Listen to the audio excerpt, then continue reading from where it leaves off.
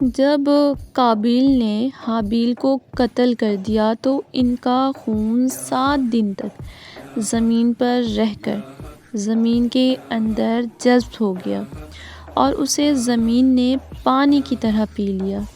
خداوند عالم نے قابیل سے فرمایا کہ تیرا بھائی حابیل کہاں ہے؟ اس نے کہا مجھے نہیں معلوم، میں کوئی نگہبان تھا۔ ارشاد ہوا تیرے بھائی کا خون مجھے پکار رہا ہے۔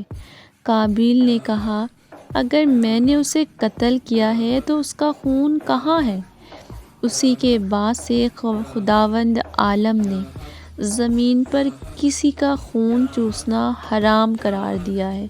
یہی وجہ ہے زمین میں خون جذب نہیں ہوتا۔ حضرت آدم علیہ السلام نے قابیل سے کہا مجھے مقام قتل پر لے چل۔ جب وہاں پہنچے تو زمین پر خون نہ دیکھا، لہٰذا انہوں نے خون پی لینے کی وجہ سے زمین پر لعنت کی۔ اسی واقعے کے بعد زمین نے کسی کا خون نہیں چوسا۔